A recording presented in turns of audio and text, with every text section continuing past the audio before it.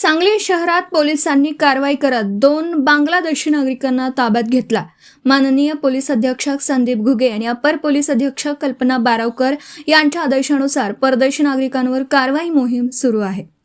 दिनांक 17 मार्च 2026 रोजी पोलिसांना मिळालेल्या गोपनीय माहितीच्या आधारे झुलेलाल मंदिर ते वुडलँड हॉटेल मार्गावर सापळा रचण्यात आला। या ठिकाणी 2 संशयितसह मोटारसायकलजवळ उभे असल्याचं आढळलं।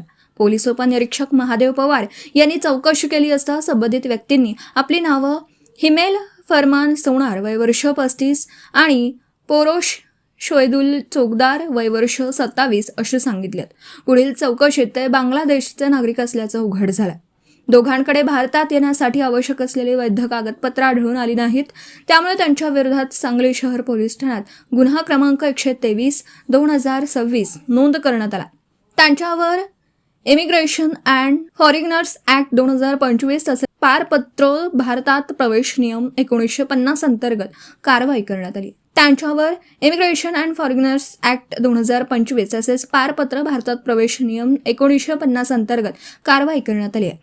या प्रकरणाचा पुढील तपास पोलीस उपनिरीक्षक केशव रणदिवे करीत आहेत।